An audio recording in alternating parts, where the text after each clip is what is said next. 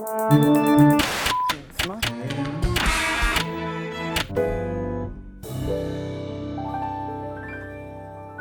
this is the Times Cafeteria and you are in fact Anthony, A.O., Tony, Scott, then this must be the sweet spot. Can I tell you a story about my weekend? Oh, please.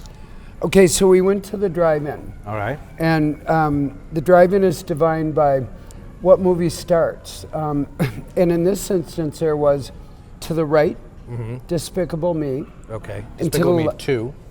Despicable Me 2. And to the left was Lone Ranger. We first accidentally went to the Despicable Me 2 side, jammed wall to wall, went over to Lone Ranger. You had the place to yourself. Bunch of crusty old guys sideways. like we could pick anywhere we wanted. Why did that thing bomb so hard? Well, there's the question, because you could go in and Monday morning quarterback, as many have, and say, well, it's the thing it was based on is something that nobody under about the age of 70 has ever even heard of. It had a little bit of a cloud around it, as sometimes happens with movies when reports come out that they went over budget or they were troubled production. It's called Halo of Flies. How much did it cost? They said $215, $230 production. Then there's $350 million, advertising on top so of that. 1/3 of $1 billion. Pretty much. To push it out into the world. To push it out into the world. I got an idea about that. Yeah. Too much. And there's an interesting comparison of World War Z, which had the similar halo of flies. Exception right? that disputes the role. Right. Troubled production, many years in the making. Haven't we had enough zombies already? There's the movie business, but there's the blockbuster business. And increasingly, it's its own kingdom, right? And it has its own rules. It is very much a first weekend If we business. think back, maybe, can we come up with it a week or two ago? I think there was a blockbuster that bombed. There was White House Down. Yes.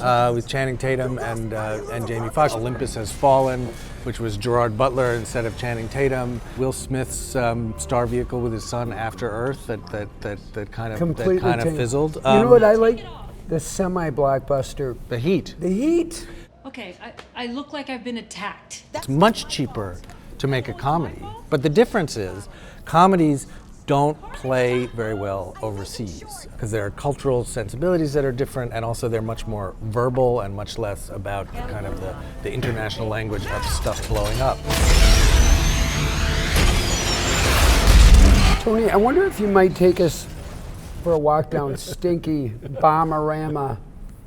See, we love it. No, we love it, and the thing is that it's part of the cycle. Like you just these see things, the studio executive just sitting in the corner. And no! what they're trying to do is they're trying to engineer a world where it never happens, right. And it always happens, and it's part of actually the history of movies, and it's part of what we love about movies. Is that some of them will come down the pike with the biggest stars and the biggest budgets and the biggest hype, and then just flatline. So you had there are some legendary ones that brought down whole studios. Cleopatra, with Richard Burton and Elizabeth Taylor, and that was the collapse of the whole studio system. More recently, we had John Carter, a big action science fiction sword and sandals something or another. It was again based on something that most kids these days had never even heard of. Somewhere in their lower lizard brain that.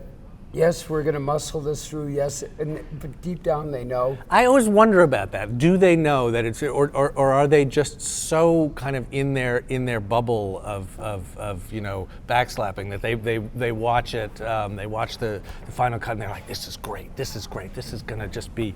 Did they think that about the Green Lantern? Did they think that about Speed Racer? About Ishtar. About 1492. But here we go, Ishtar. Oh my God. Much maligned. A really good movie. The science of blockbusters? Not much of a science at all. There's still movies. Yes, there's still movies, and the great wisdom of the screenwriter William Goldman still holds true. When it comes to Hollywood, nobody knows anything. Well said, Kemosabe. Maybe least of all us.